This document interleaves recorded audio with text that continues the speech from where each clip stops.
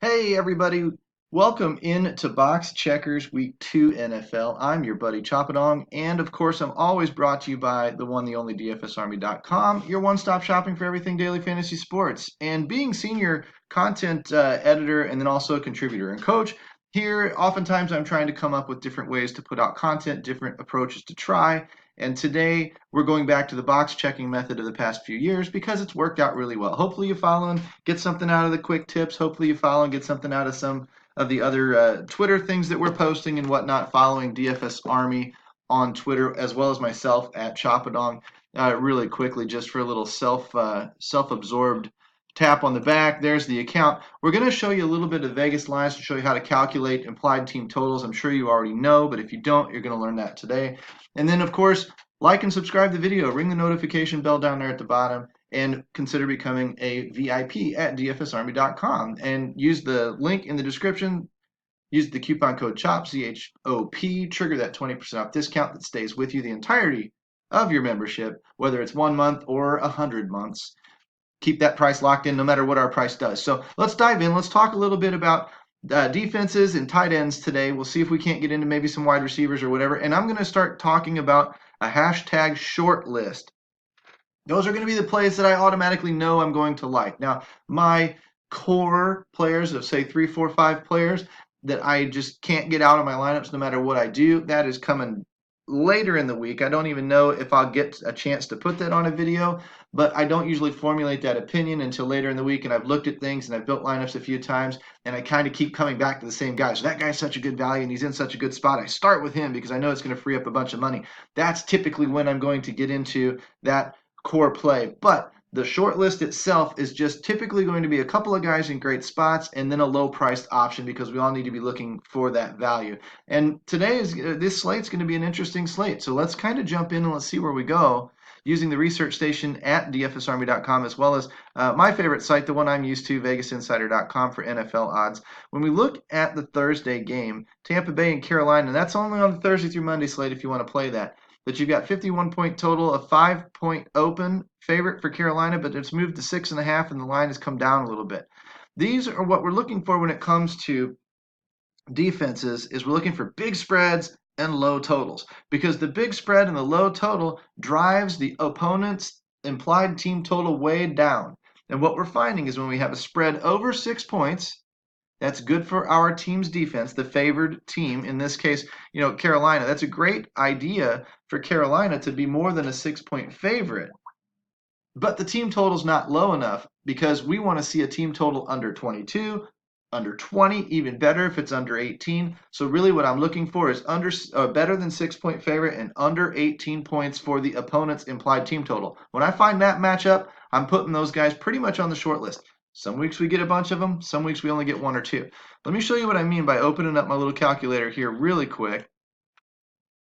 And what I'm going to do is I'm going to punch in the 49.5 team total because if you want to take the over-under, you divide by 2, 1 for each side, right? You get 24.75 for each team. Now we take half the spread and we subtract it to get the underdog's implied team total. So I would take what? 6.5 is 3.25. So I would take away 3.25, and I'm at 21.5 for Tampa Bay's implied scoring total. And that's under 22, but it's not under 18. So although Carolina's in a strong spot, we might want to consider other teams if we're playing that Thursday through Monday slate, okay? To finish off and find out what Carolina's implied team total is, simply add the spread back. 6.5, and they're at 28. And that is good because we're usually looking for teams over 24 or 25. So Carolina is going to be on an offensive list that we might want to attack. And it's also, for those of you doing the Thursday through Monday slate, it's interesting because typically we want to fade that Thursday game and let all of the overzealous recreational players just over-own all of the plays in that game. This game's got some potential. This might not be a Thursday through Monday slate I really want to play. Typically, I'll play Thursday through Monday intentionally to fade off that Thursday game, get a little bit of an advantage.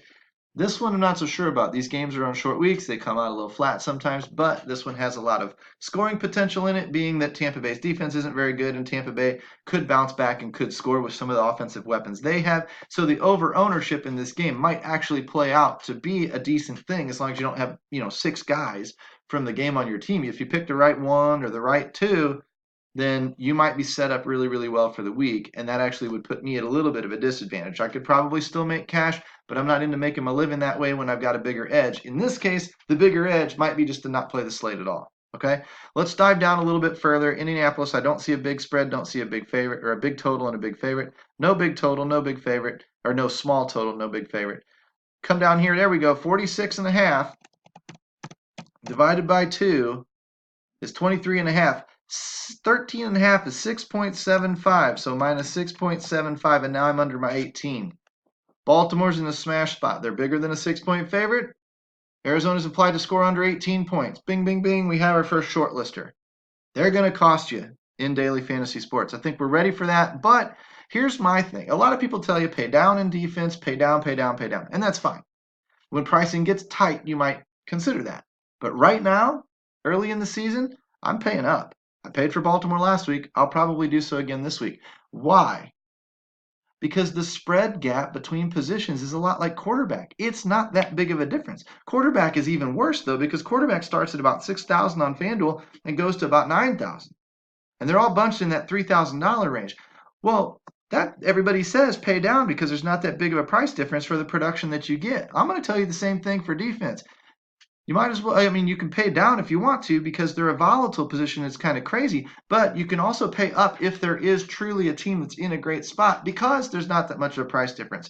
You can't be telling me that we're going to pay down for, Derek Carr, who might get us 20 to 25 points when Patrick Mahomes is only $2,000 more expensive than him and might get us 40 and has a floor of 25, which is where Derek Carr's median projection might be.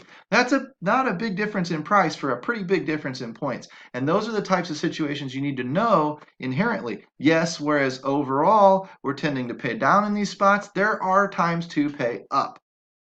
And right now, early in the season, this is one of those times for defenses. Okay? Because your top defense runs 50, 200 bucks, and your minimum defense is like 3,000 on FanDuel. I know they get a little cheaper in that on DraftKings, but on FanDuel, 3,000. I mean, that's only a $2,000 spread for what could be a really crappy defense versus a really good defense in a good spot. So again, we're just going to narrow it down by looking for big home favorites with low opponent implied team totals, and then we're going to, if we have to pay up, we'll pay up. If we don't have to, we won't. Very next in line is New England. Look at the spread, went from a 14 to a 19. Probably the Antonio Brown effect, but either way, we take the 48, we divide it off by 2, and now we take the 9.5, and we subtract 9.5 flipping points, and we're at a 14.5 for Miami. That ain't good. That ain't good for Miami. Puts New England in a good spot because Miami's probably going to be upping it and chucking it all game long. And we know the New England defense has improved. They're getting a little bit of a pass rush, probably going to get some turnovers, whatever. At least they should. So you're really deciding between Baltimore and New England. In this case, you might take whichever one's cheaper, even if it's only 200 bucks. If you need the 200 bucks for your salary to get some other guy in there, then take the 200 bucks off the defense and take the cheaper defense. But let's see if we can't find a couple of other defenses. 43.5 for 8.5 points. 43.5. Divide that by 2, 21.75 minus 4.25. 17, we're under 18. Houston's in a great spot. Now, if Houston is cheaper yet, you may even consider Houston. Come down a little bit more, and now we're at Kansas City and Oakland. That's a 53 total. That's a whopper. But it's a minus 7.5 road favorite. So when we take away 3.75, 22.75. Okay, so Oakland's going to score some points. We know KC's defense is bad, but what we also know is they're going to be slinging it. We know Oakland's going to be slinging it. If KC's defense is cheap, they're in play. They're not the strongest matchup possible, but they're in play because you know that defense is going to give up points, but you know that defense is going to get turnovers fed to it because they're going to be in a shootout with Oakland. Rams, a little bit different situation because even though the defenses are pretty good, the offenses are a little bit more, powerful, if you will, than the Oakland defense, or Oakland offense, although Oakland did look good the other night. Chicago and Denver, we're into the late game, 40.5, but a 2.5 spread isn't big enough for me to want Chicago in Denver. And then you got your Sunday night, Monday night games, where we probably won't be attacking those on the main slate anyway because they won't be offered. So if I'm looking for defenses, I'm looking for Baltimore and New England, maybe Houston, maybe even Kansas City. Probably where I'm going to go with it, just to let you know. Now, the same thing happens with tight ends. We know the tight ends that are going to get some work. We're going to go into the NFL research station for that. We're going to turn off these evening games, and we're going to focus on just the main slate. Of course you're working on it. What else would you be doing?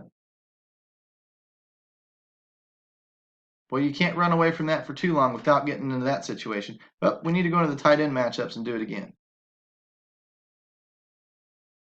I like to focus on Fanduel because I just inherently understand the pricing a little bit better. It works the same for DraftKings, and the whole damned industry seems to talk DraftKings because DraftKings is the tougher site. It's like we've got some big pride thing wrapped up our butt where we have to be up there with the tougher comp. No, I want the low-hanging fruit, dude.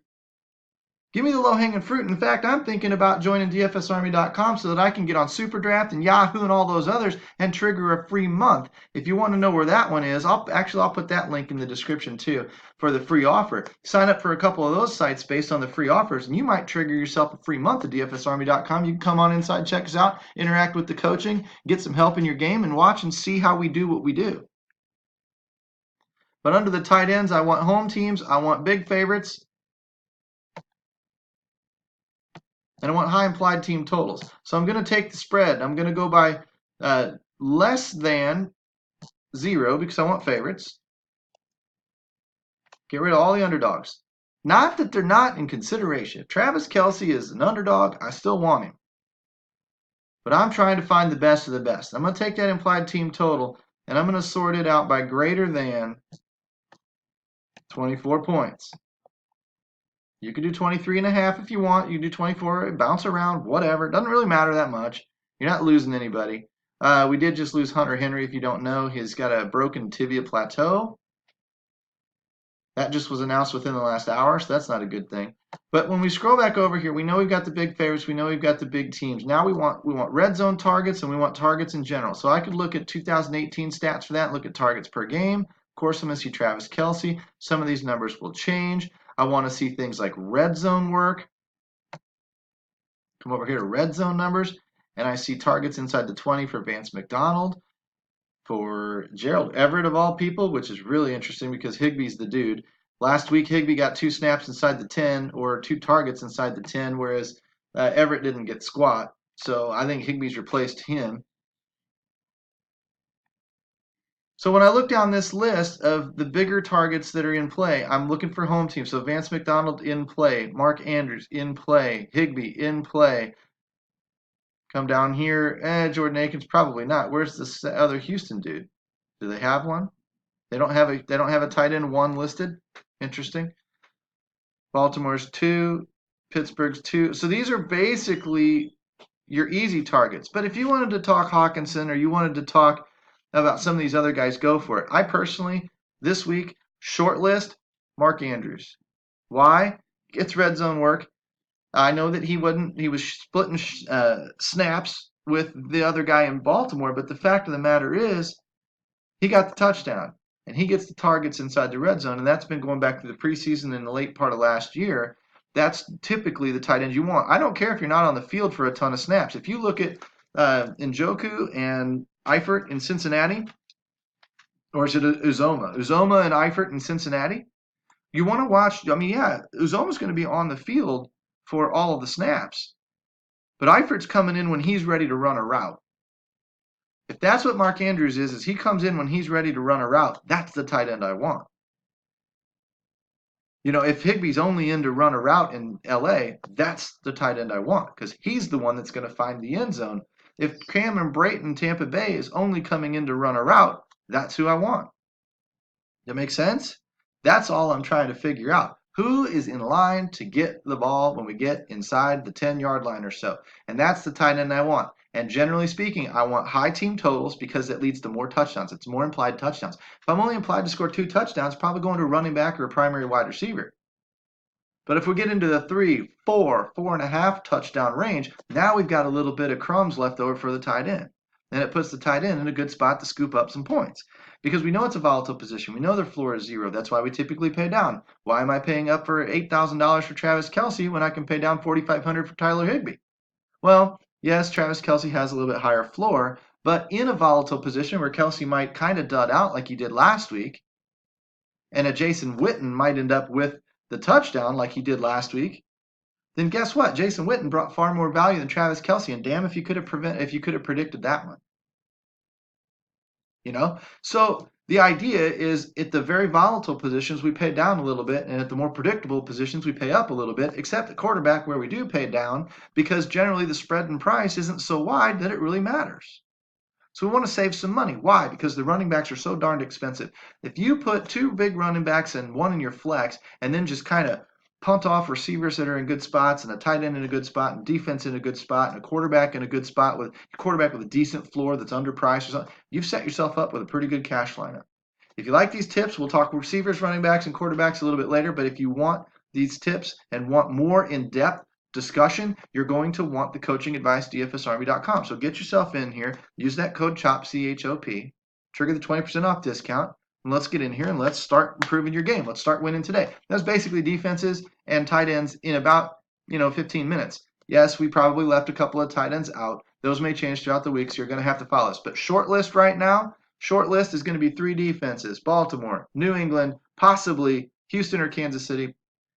And the short list looks to me like it's going to be Mark Andrews, maybe a Tyler Higbee, maybe even a road dude in Oakland. They're at home. They don't have a high implied total. But who was the tight end there? Waller or whatever in Oakland against Kansas City. That's probably another good spot too. But these are the Hawkinson did great. These are the types of guys that we're going to be looking at. But the short lister is probably Vance McDonald because he's checking the boxes. He's in the red zone getting targets. He gets targets in general. He also is at home. He's favored, and he's implied to score a lot of points. That checks more boxes for me. He's a decent price, probably who I'm going to wind up with. All right, guys, come back and see me tomorrow, and we will, I guess, check you then. Peace out.